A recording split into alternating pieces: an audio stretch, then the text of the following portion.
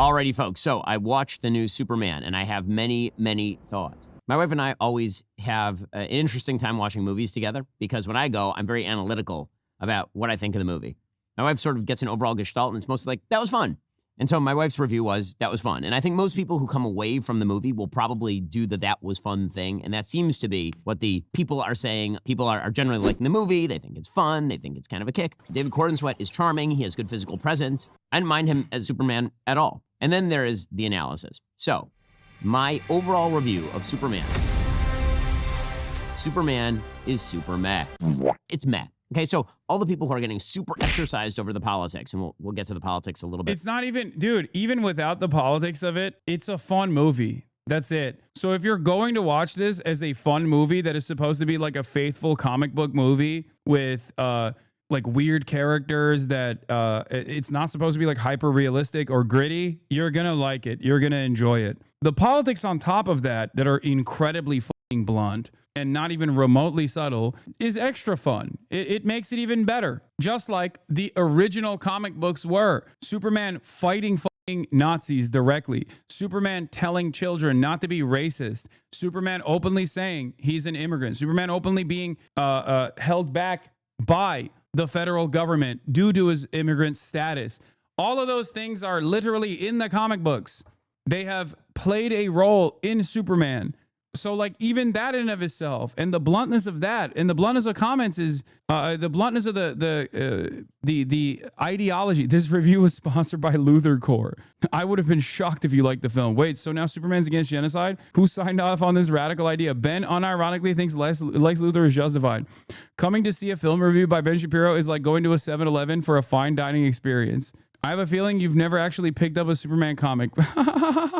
That's so good. Later on. I think that they are overestimating how much politics is in this. I think they're deliberately misinterpreting some of the politics that are in there. This is not he's going with the, it's not actually about Israel route. This is one of my favorite types of conservative cope, to be like, well, everybody likes this, so obviously it can't be about Israel because everybody likes Israel. And if you don't like Israel, you're anti-Semitic. Movie about illegal immigration. It's not a movie about ICE. Russia, Ukraine, Israel, the Palestinians. There may be references there if you have politics on the brain. Oh, he's like, oh, you're just making it political. You're just making it political. It's not actually political. You're making it political. It's not political. Okay, thanks, Ben. Thanks for letting me know, dude. I really don't think that there's that much of this there. That is not my overall problem with the movie. My overall problem with the movie is that you are taking the most iconic American IP of all time, Superman, which is to be treated with a certain level of respect. That doesn't mean it has to be, grand mythology, the way that Zack Smith. Maybe it is. Maybe it's what America's supposed to be, like anti-racist. Maybe you guys have personally actively tried to go against that narrative in a way that is ridiculous and almost like a comic book villain. Because like America is what you make it. America is a nation that was built by immigrants. Like migration patterns have made America this unique country that it actually is. It's perhaps one of the best saving graces of America, something that I talk about quite a bit. And obviously the original authors, Jewish immigrants of Superman, the original authors of Superman were both Jewish immigrants. They definitely wanted to do that. They definitely wanted to show that. The very beginning of the movie, you are told that Superman is the most powerful metahuman, right? There's like a placard that says 30 years ago, the metahumans arrived. 3 years ago, Superman emerged. 3 weeks ago, there was an invasion. And now 3 minutes ago, Superman's ass got kicked. I'm not messing around. I'm doing important stuff. He's not very super. He is not the Man of Steel. He is not invulnerable. He gets his ass kicked routinely. He gets locked up in a prison with a character who's making kryptonite out of his hand. Yeah, I mean, that is like, again, that's also another cool aspect to this that I don't know why he thinks it's bad. It's good. It's good that he's not. It would not be fun if he was just like one-tapping everybody. You know what I mean? Yeah, there needs to be fucking conflict, dickhead. What are we talking about? Sorry, what? He's constantly in victim mode. Like Green Lantern has much more success in this movie. Mr. Terrific has much more success in this movie than... Like one of the major plot points of Mr. Terrific and Green Lantern is that they initially, in the formation of like the Justice League, right? They initially aren't involved in global affairs. Like they literally say, I don't want to play a role in this. I don't want to play a role in this at all. It's very obvious that a big part of this is like Superman and his actions make, Justice Gang, okay? Like what Superman does here is his involvement in global affairs, like his moral compass causes others to also take action, causes others who have power to also take action. He literally makes people, he springs others into action. That's the whole point. That is the I don't know. I just saw like a lot of what I've tried to do with commentary in general, which is like to influence others to also do right and to defend vulnerable people and to show by not just telling but also doing, no matter what the repercussions are. And I think that's that was what was great. Like, he is an inspirational figure, not just inspirational towards human beings, but also towards metahumans and people who are powerful themselves. Like, sometimes it's okay to do good. Superman's parents from Krypton, if you're going to go through the mythology, send him to Earth so that he can be a moral guide for people on Earth using his great powers to stop evil from happening to them.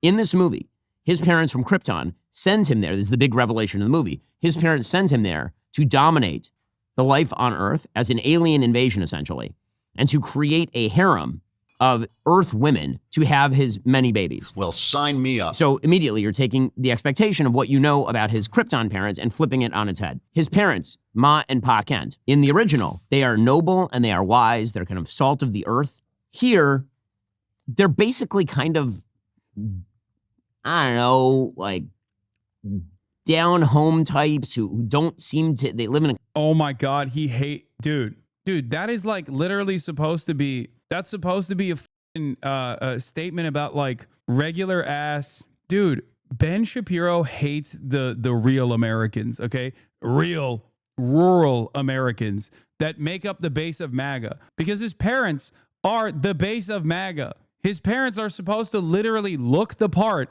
of corn-fed Republicans who still have a moral compass, who just keep to themselves and have a moral compass, and they have guided Superman against what his Kryptonian parents initially might have liked. Like, his parents offer him the initial guidance, or, you know, they create Superman, obviously, but then his Earth parents are the ones who give him the morality that he upholds. You're supposed to think, see, this is real America. In a normal world, you're supposed to watch this and go, see, even real Americans that you wouldn't expect, that the media has always blindly criticized as like racist monsters, actually have the capacity to show a positive side. Like, Superman's adoptive parents are simple folk that teach him right from wrong. What the fuck? Like, that's what it's supposed to be. But Ben Shapiro is such a fucking squishy bi-coastal elitist that he sees the Kansas parents and he thinks like they're disgusting, they're fat, they're slobs, I hate them. Kind of a crappy house. They're the kind of people who call the TV the box. They're the kind of folks who are sitting around and you know, kind of scratching their butts. They're purposely cast as ugly and non-noble. It doesn't mean everything they say is bad. It isn't. What? But the super dog is a terrible dog. Is a dog that does not, like an idiot dog. Like, way worse than my dog, Happy. My dog, Happy, way better than this dog, and my dog makes trouble. This dog is a mess. Supergirl, who you get introduced to for a hot second at the very end, Supergirl is a drunken teenage brat. Right? Like, anything that you think you know about the Superman universe, James Gunn is determined to debunk in the first half hour of the film. I think that it's a betrayal of the original IP and mildly upsetting. Not like hugely upsetting, but mildly upsetting. That is my critique of James Gunn. He is not the right person for this film because James Gunn is not capable of delving. He's just not. He's not capable of delving into a single character and examining his motivations and what's interesting about that character. He can't do it with Superman. He can't do it with Lois. He can't do it with Lex. Instead, he decides he's just going to toss everything into the stew. And so you end up with this sort of ADHD film where a bunch of things are going on at the same time, but you never get a good, interesting perspective on anybody who's in the film. So Green Lantern is there, and he's kind of just... Yeah, this is why you failed as a screenwriter in Hollywood, man, I think. I've written a couple comedies, kind of hour-long dramedies for, spec script. And have they been bought? No. Like, literally everything he's describing here is the exact opposite, where like in a very short period of time, James Gunn is able to create compelling side characters that you can even launch a franchise off of individually.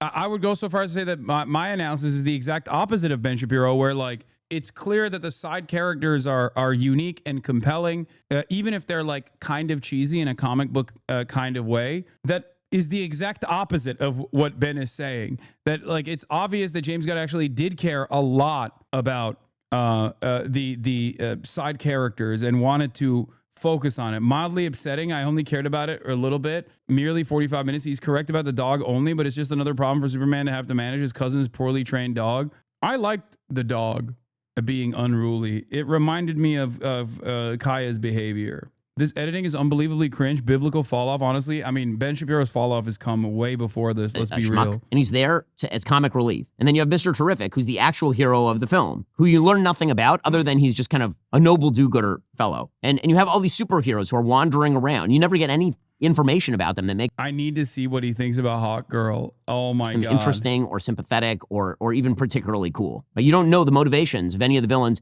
except for Lex, who it turns out is just really kind of jealous of Superman because Superman has superpowers. And Lex is like, I'm really smart and Superman is really strong. So why do people like Superman? But dude, that's like his motivation in the comic book, man. That is literally what Lex Luthor, like, I don't even read comic books like that. I've never been like a massive DC guy, but the Superman Lex Luthor character and the dynamic between the two is unironically that, where he says like brains over brawn. That's it. That is supposed to be his like one note reasoning. Yeah, that's just how it is. Like willing to rip apart the earth in an effort to just like dominate Superman. Like, yeah, you can say it's one note. For sure, but that's kind of that's his motivation in the comic books as well. Yeah, he is an incredibly jealous and an incredibly petty bitch. Lex Luthor is designed in a way where he has everything on the planet, okay? He is the richest guy, he's the smartest guy, he has government contracts, he has all of this, but the one thing he can't get is the admiration that Superman has, which bricks him because he's like, why can't I have that? I have it all, and yet I don't have the admiration and the hair, of course.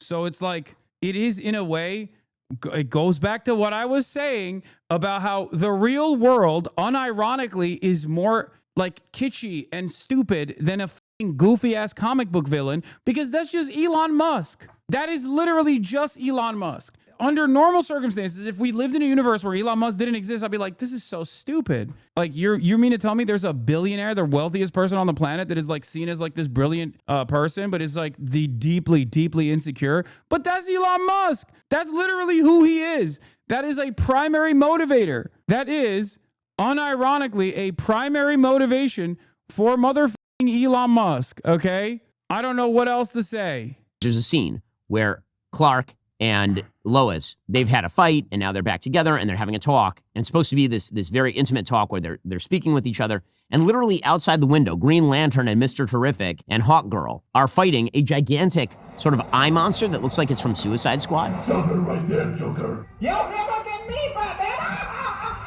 Will you catch your mother? It's God, these edits are so ass. Extremely distracting because he's James Gunn and everything has to be some sort of dumb joke. Wait, what? That's the point. What the fuck?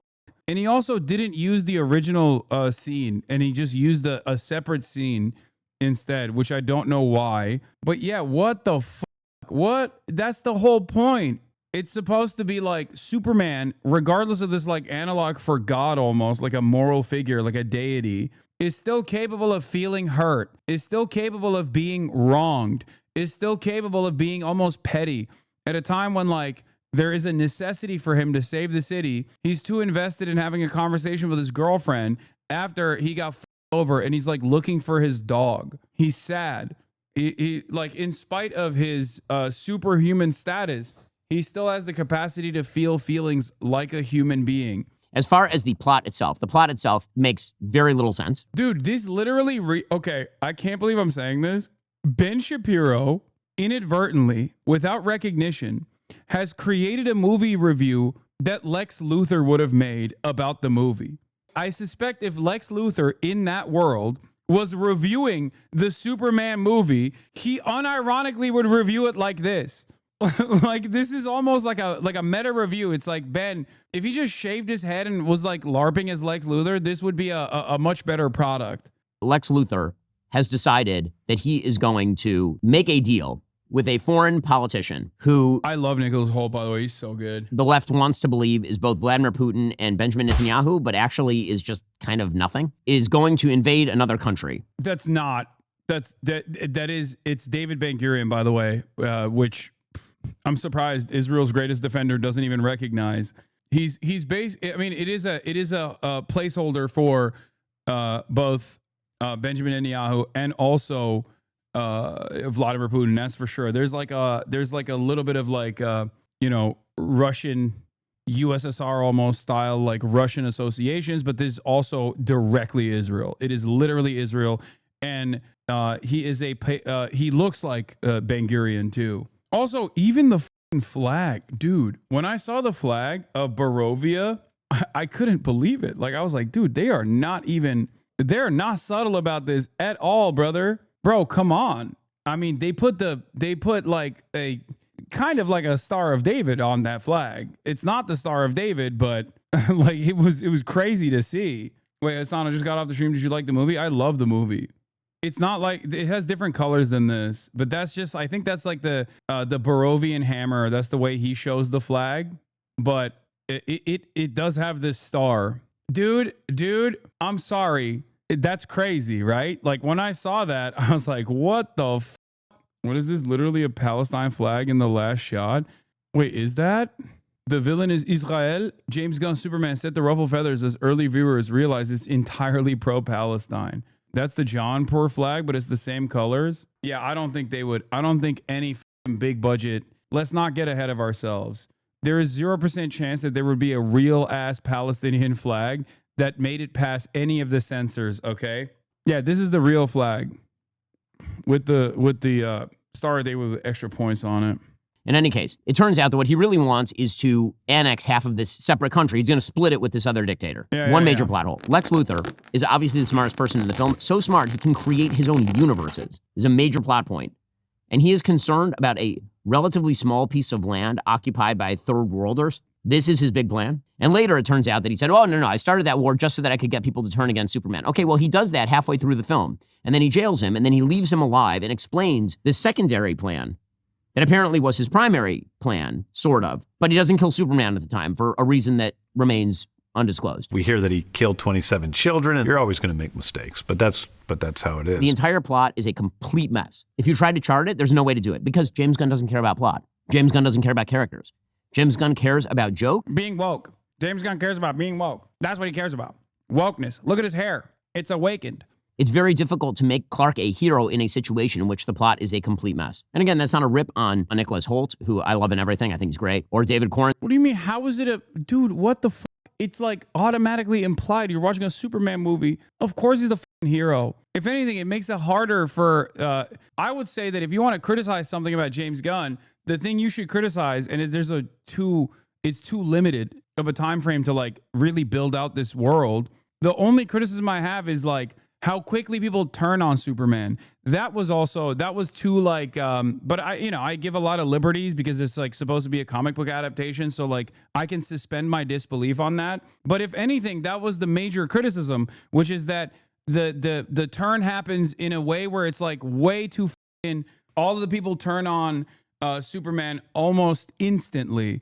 As soon as like the TV says Superman is bad and he wants to actually dominate the world, all of a sudden everyone's like, boom, that was one of the only parts of the scripting, the screenwriting where I was like, well, this is a little bit, this is a little crazy. And what do? They take the original theme and they play a few notes from it because it's so iconic. And then they underscore it with nothing, with like a pedal tone.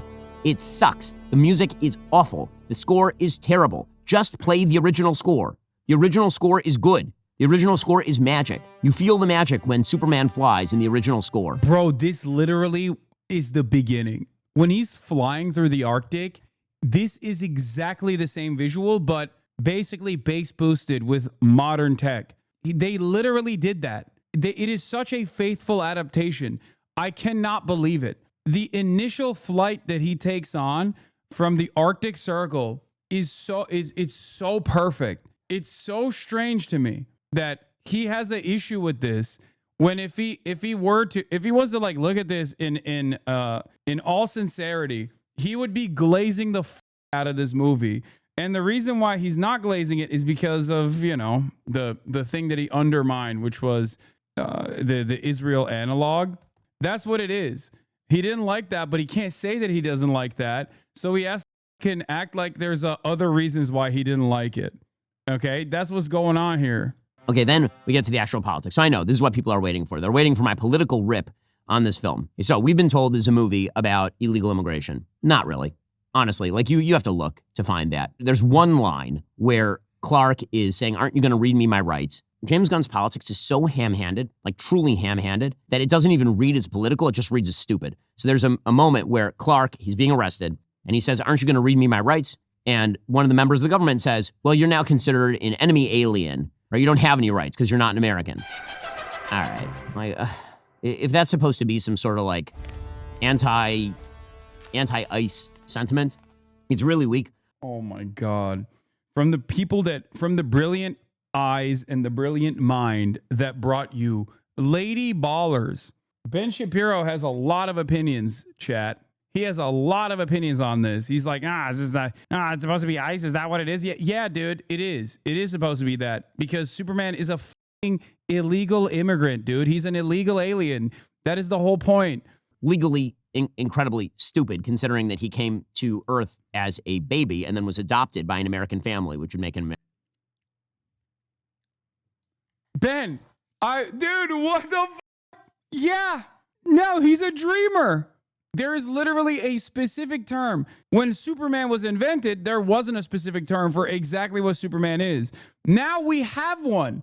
It's called a dreamer. Superman should be a DACA recipient, okay? Deferred action on childhood arrival. That is literally the specific legislation written around Superman's style of illegal immigration into the country. Oh my God. Yeah, he's DACA man. There's a suggestion that he says truth, justice, and the human way. I didn't catch that anywhere in the film. The sort of social media politics that social media is stupid and rigged by bots, which, I mean, I think everybody sort of agrees on at this point. And there's a really dumb visual joke where Lex has set up actual monkeys typing into computers as his bots. It's like, oh God. But that's so James Gunn. Again, it's all so... Yeah, that was silly for sure. But that's, it's silly. It's a comic book movie. Like James Gunn. I mean, I just... Like a lot of the silliness in this can be attributed to the fact that it is a fucking comic book movie. Every single frame that you see like that, if you close your eyes, you can visualize as a scene in a comic book. And I think that was what he was trying to do, which is to make a faithful adaptation of a comic book that is going to be silly. Like down to, what's his name? Jimmy Olsen, is that his name? Like, he's supposed to be like a super hot guy that is so hot and people love him so much. Like the girls love him so much that no one even notices Clark Kent. No one even notices that it's literally Superman wearing glasses. He made him into the character that he actually is, but he still kept the whole like Riz factor. Like it's silly. It's supposed to be silly. That is the whole point. It's a silly comic book. Not everything has to be like super serious. Yeah, it's camp. It is intentionally camp. When you see something that's like really dumb, right? When you see something that like doesn't make any sense, where you're like, what the f***, this is so corny. You're supposed to think, oh, this is what it would look like in a frame in a comic book. Down to the annoying social media influencer girlfriend of Lex Luthor. When shit's popping off and Lex Luthor's girlfriend is right there going, and like taking photos of everything. That is a verbatim, one-to-one. I can see that in a comic book frame. Like if you go into this with the expectation that this is going to have like gritty realism and like dark tones or whatever, it's an adult movie. This is a movie made for adults. I want my comic book movie to be like an adult-focused comic book movie, even though none of them actually become like real adult works, with the exception, I guess, of like The Dark Knight or whatever, right? With the exception of like Nolan works initially. This is not that. You're gonna be disappointed. It's a very, very different style. It goes so far as to say this is the exact opposite of that, because that Snyderverse was a failure. That's why this is supposed to try a different thing. This is a reversal of that kind of attitude that people have. And it doesn't do the annoying Marvel style. I can't believe I'm saying this is James Gunn, but like it doesn't even do the annoying Marvel style shit either. It is cheesy and corny in a good way, in exactly the type of way that comic books are. And it's not in the type of way that like Marvel flicks have corny ass references in them, because Marvel will put like real world corn into its comic book adaptations. This just straight up does corny in the way that the comic book would.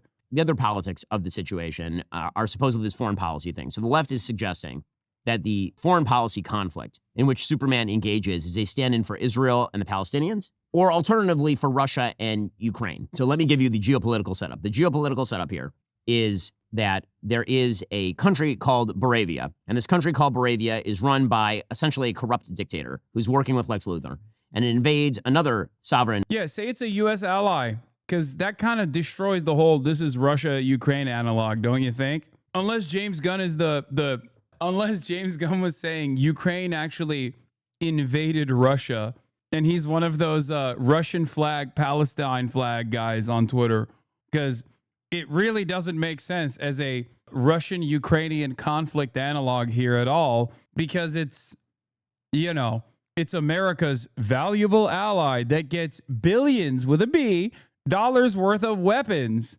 And yeah, invading a sandy country with its Merkava-style tanks and Humvees and U.S. gear.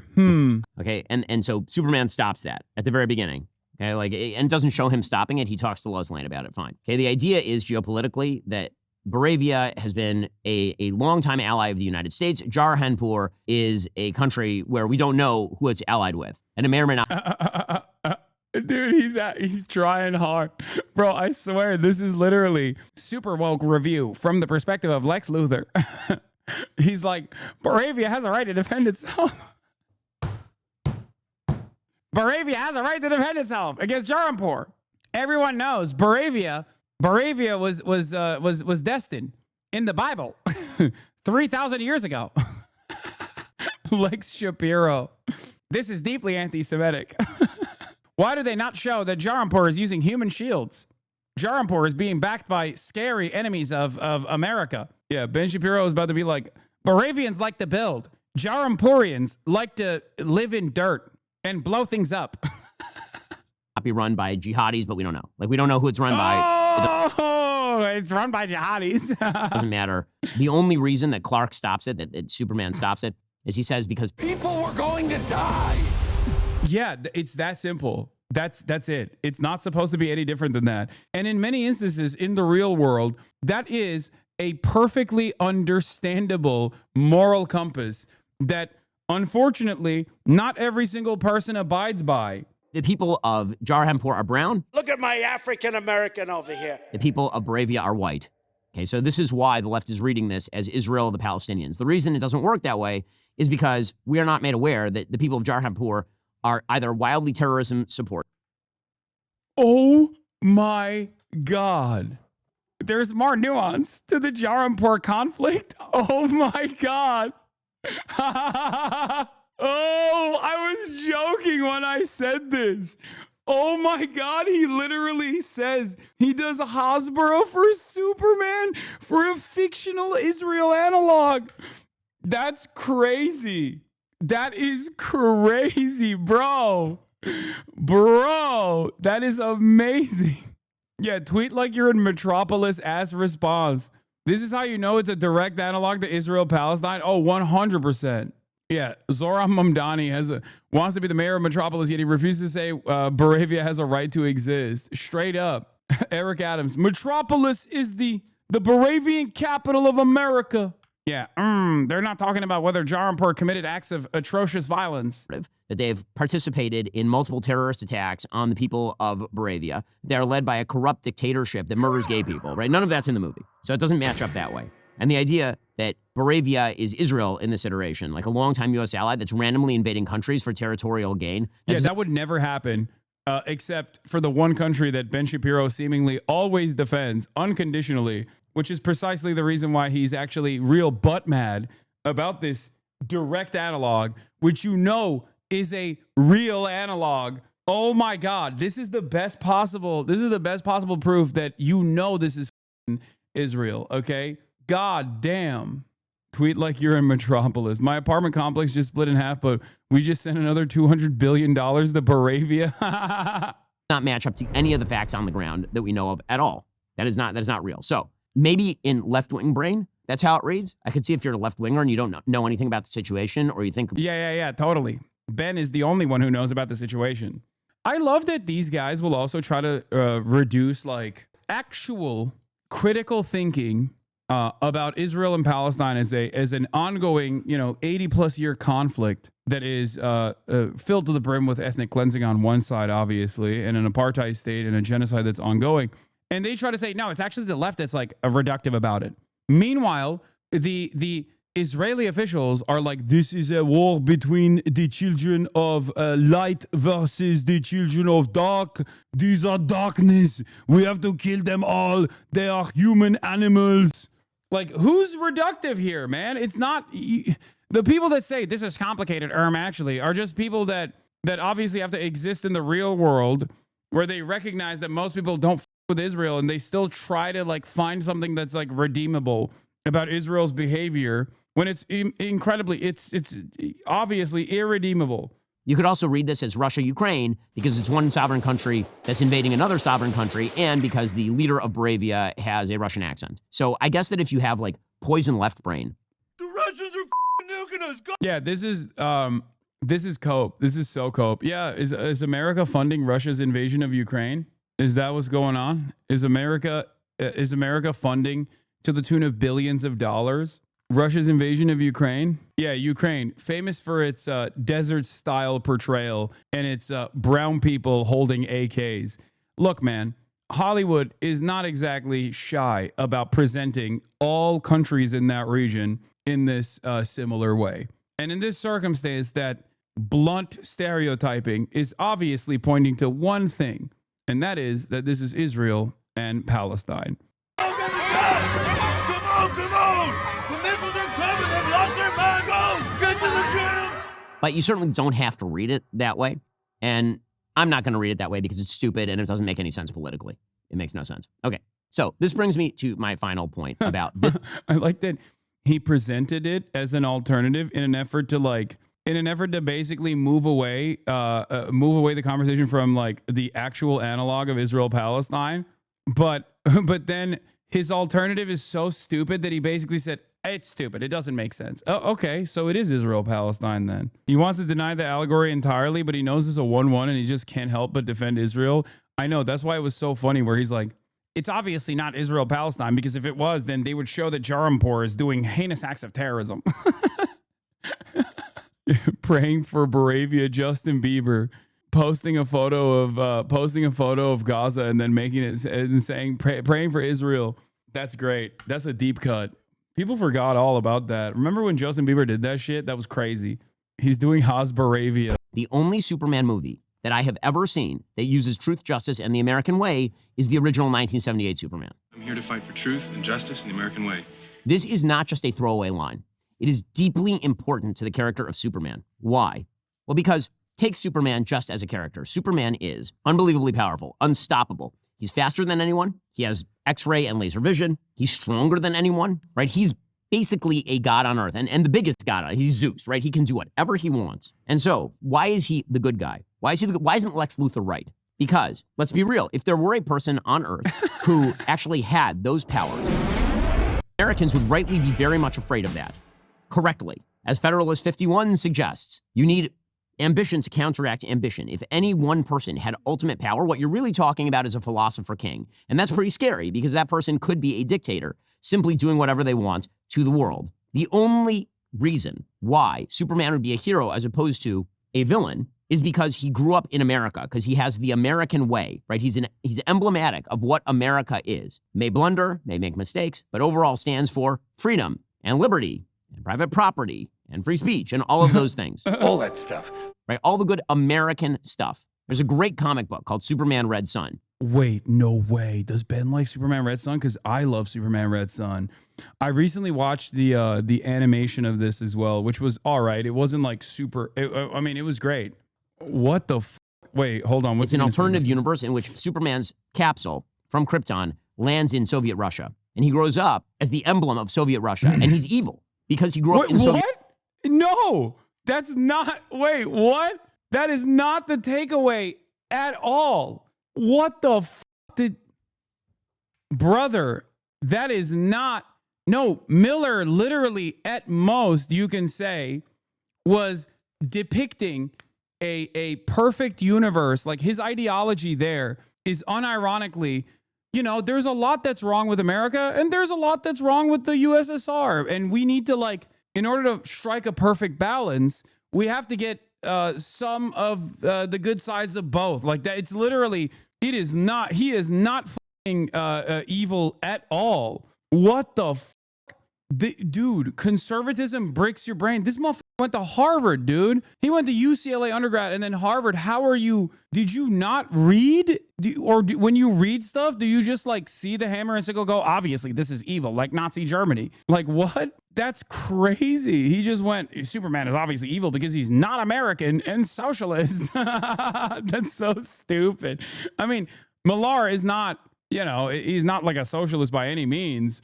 But it's very obvious that in the comic book and in the adaptation, the animation, like, they don't present Soviet Superman as an evil figure at all. Like, there is an, if anything, I would say in the animation, there's too much of a cowardly turn, a cowardly heel turn at the end, where they just like abdicate all of Superman's personal responsibility and his developmentary project in the USSR. But overall, in the formation of the USSR, shepherded by Superman, you know, he has like this genuine, ambitious project of development and a worldview that is not immediately showcased as evil at all. As a matter of fact, it shows it as awesome with like a dark side to it. But they present both the United States and the USSR as deeply flawed ideological projects. And one where the U.S. is perhaps even more evil than the USSR is, unironically. Like, they don't even show the USSR as like this pure evil nation state project at all. They literally show the United States as more evil than the USSR in the comic book.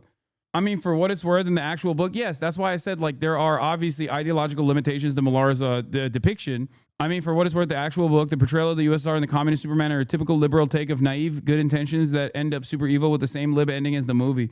Yeah, but it's more so, I read it more so as like, there are good sides and bad sides to both. It's like a typical liberal, almost social democrat approach of like, we need a mixed market. Like, you can't do full communism or you can't do full socialism.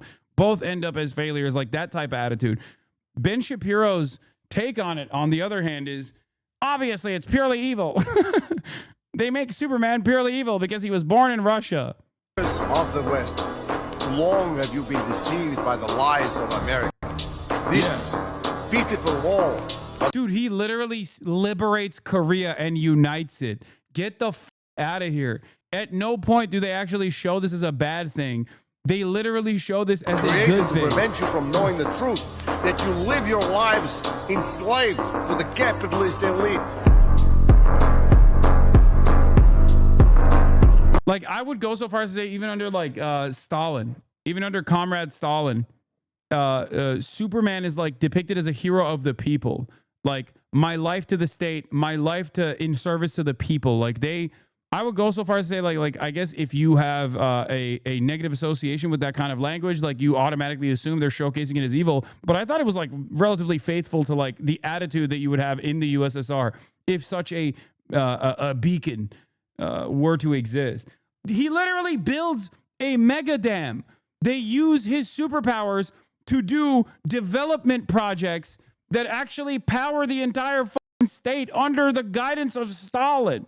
There's even a mention of like the Sino-Soviet split as well, because he kills Stalin in the fucking in Red Sun, and there is a moment where like the Chinese ambassador is like, I'm terrified of you. Like, there's almost a subtle nod to like the Sino-Soviet split of like betraying Stalin and Stalinist principles that make China worried about Superman's ambitions. It's awesome. It's an alternative universe in which Superman's capsule from Krypton lands in Soviet Russia. And he grows up as the emblem of Soviet Russia. And he's evil because he grew up in Soviet Russia. Because if you give that power, that amount of power to an evil ideology, then evil ensues. So this is why it's really important. It's not just truth, justice, and the human way, or truth, justice, and all that good stuff. There's a specific definition of Americanism that says that this is why America, for example, should be a world power, because America is better than other countries. And people who live in accordance with Americanism make the world better. I love when Ben goes, I don't like it. You guys, the left has a reductive approach to the world. And then we'll, in the same breath, turn around and be like, America is the ultimate power for good and should retain hegemonic superpower status in perpetuity because it's only done good and its enemies are evil. Thanks, Ben. Thank you for your nuanced and complex political worldview. When Superman ruled Soviet Union had a 95-year life expectancy. Yeah. It's also one of the things that I did like about Superman Red Son is that it just straight up is like on the anarchist tip. Like it literally portrays anarchists as evil collaborators that are counter-revolutionary that will service Western governments, okay? Batman in Superman Red Son is a straightforward maniac terrorist. He is a literal anarchist terrorist who services American empire and every step of the way tries to destroy the developmentary project that is the United Superman-backed Soviet Republic. He literally works with Lex Luthor. That's why America is good. Because otherwise, Superman is bad, and Lex Luthor is right, and we should restrict his power. And we should jail him. He's literally taking the Lex Luthor approach. Oh my God. Oh my God. That's the whole point in the movie. In the movie, the entire plot revolves around Lex Luthor's attitude where it's like, well, we got to control this super powerful being. Like, I don't like that. He's not serving the interests of empire. Lex Shapiro. Oh my God. Oh my God. He literally is like, well, obviously, if he's not a controllable super weapon, then we have to literally end his life. Luthor is right. We should restrict his power and we should jail him. What a screenshot. What a perfect screenshot and a perfect demonstration of Ben Shapiro's worldview. Holy Hollywood is not run by people who believe that there is such a thing as an ultimate good or an ultimate goal. It's run by moral relativists who have a kind of, at best, soft-pedaled, generic, be nice attitude toward the world, which is why Superman's defense of intervening in this foreign conflict is People were going to die. okay, well, people would die on the other side, presumably. dude. Oh my God. He's saying that the conflict between Boravia and the conflict between Israel and Palestine is complex and nuanced, and that both sides have done some things. He's trying. Oh my God, that is amazing. That is f***ing hilarious, dude. He is so bent. Of course, simultaneously, there is no moral relativism that he is applying when he's talking about how America is the ultimate beacon of good and all things good, and Superman should represent America because America is good and Superman is good, and God forbid America does something bad. But it is hilarious where he's like, well, you know, in terms of like Israel Palestine, I mean, both sides have some good. Please remember that it's complex, it's nuanced. Or people die every day in conflicts all over the world. Right? The reason that Clark or Superman is supposed to intervene is because one side is right and one side is wrong. And unless you are willing to simply say that all foreign policy situations in which people die under any circumstances are equivalent, which I don't think is right, then you end up in this kind of weird generic place. The central question of Superman has never really been handled by any movie, and it's certainly not handled here, which is why should one person be given this much power? And the answer is he shouldn't, unless he is essentially just a metaphor for what makes America awesome, which is what... I love this review, bro. Bro, this review is amazing. This review is amazing. He just straight up says it out loud. He literally is like, in my worldview, I'm like a child. I'm like a baby. My understanding of the world is like a baby. The only pure good in the world is America and what America represents. And therefore, Superman has to represent America. Because if Superman is at odds with America, as it is in the movie, and America's foreign policy decisions, that makes me feel bad. That's why I'm actually in favor of Lex Luthor killing Superman. That's what he's saying. He went against the U.S. ally, which was Boravia. Did he even watch the movie? No, exactly. No, he's just mad. He's mad. That's why the comments are making fun of him. This review was sponsored by Luthor Corp. I would have been shocked if he liked the film. Wait, so now Superman's against genocide? Who signed off on this radical idea? Ben unironically thinks Lex Luthor is justified. Ben's comments about Mom, Pa can't caught me so off guard. I'm from Scotland, so perhaps I don't have the privileged biases of Americans, but I absolutely did not think of them as sloppy or downtrodden. They seem to me like normal good, the kind of people Superman exists to protect and serve. Seems a shockingly cruel and judgmental reading, and frankly, I'm a bit disappointed. That's the kind of arrogance that gives old school conservatism a bad name. Superman didn't become woke. You grew up to be a villain, Ben. Ben's describing his parents as ugly and non-noble is such a tell of how nasty and odd his spirit is. The original mythos that Pa Kent dies, sure, if you only seen the movies and the comics, whether one or both, neither Kent parent dies, depending on which comic age we're talking about. The original Golden Age comics have them both die. Post-crisis, neither die. I think if you're like a modern conservative and you operate on the good-bad dynamics and you always have a tendency to side with evil, okay, if you're like a modern conservative commentator, you are finding yourself on the evil side of things quite frequently. And therefore, like easy to understand narratives such as the one that we are watching frustrate you because you're like, no, why isn't it showcasing the nuance of evil countries doing evil shit and how they have to do this evil shit? What Superman was designed to be. This is why Superman in the original comics is punching Hitler, because he is the American way and not the German way or the Soviet way. Or wait, punching Hitler is the Soviet way. What the f do you mean? That what? Just doing a little bit of World War II revisionism. So again, that is the fatal flaw, I think, for pretty much all Superman movies. But in this one specifically, they don't even bother with any of that. It's cotton candy. You'll watch it. Maybe you'll enjoy it. Maybe you'll be like me and be overcritical. You'll walk away. 2 days later, you won't be thinking about the movie. 2 hours later, you won't be thinking about the movie. Nothing about the movie is going to stick with you. The hero of the movie is the dog. That's not true at all. I love the movie, and it stuck with me for sure. If anything, it got better the more I thought about it afterwards. Superman has to be saved multiple times by this, like, not particularly good dog. I mean, he's a good doggo, I suppose, but he really is badly behaved, this dog. Yeah, that's pretty much it. Failenial. Good doggo. So, my overall review, 2 out of 5 stars. Meh. I think that the stars do their best with bad material given to them by James Gunn. The worms going in. Yeah. It's James Gunn woke mind virus. That's what ruined it. That's what poisoned it for Ben.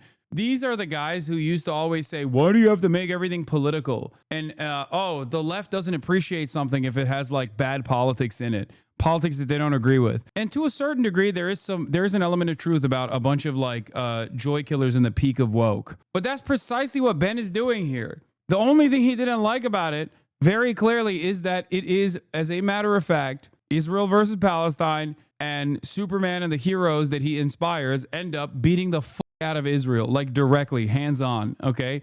That's it. He saw too much of what Israel's doing that is bad. Let's bring in ABC. And it pissed him off, and now he's taking this approach. Do you have Top Gun, Ben Shapiro's Top Gun review? Because I want to see something. Because I wonder if he talked about how Top Gun was very clearly Iran. Because it was. Everybody knows it was Iran, right? Like the new Top Gun was about striking Iran. It was the Fordow facility. I want to see if he talks about how this is Iran. It's really, really... His Top Gun review. I want to see what he had to say. It's time for our top... Tom Cruise may be the last true movie star. Ben Shapiro reviews Top Gun Maverick. He starts talking about Iran at 150 exactly. With all due respect, sir, I'm not a teacher. Just want to manage expectations. The mission is to destroy a nuclear facility in Iran. So they call it the enemy. It's pretty obviously Iran. Oh, so you could tell that it was Iran when you were watching Top Gun, but when Superman was slamming you in the face with Israel references, you couldn't figure it out. Oh, really? Well, I thought maybe it's a fictional country, Ben. I can't see what the analog is here. Mountainous terrain. So when you see mountainous terrain, it's pretty obvious that it's Iran. But in this circumstance, when the people that Superman are saving, that are supposed to be the good people or the innocents that are being slaughtered for no reason, when that's Palestine as an analog, you're like, I don't see it. My eyes are closed. Shut the fuck up. Yeah, it could be Russia. It could be Israel. Who knows? You're supposed to run down this valley 100 meters, I believe, off the ground. Because if they do go above that, then there are surface-to-air missiles that are going to strike them. Supposed to go through this ravine, up and over a mountain, flip over the plane, come down, bomb the facility, zoom. See, the difference between me and Ben, ironically enough, is that I can recognize that Top Gun was awesome. It was a great movie. Even if it is directly created as a propaganda piece for the American military, it was an awesome movie. Because I'm not a bitch. Yeah, it's military porn, but it's a great movie, okay? Unlike Ben, I can watch a movie and look at its like ham-fisted narrative that it's cultivating and still appreciate it for what it is. Top Gun, 2 stars, meh.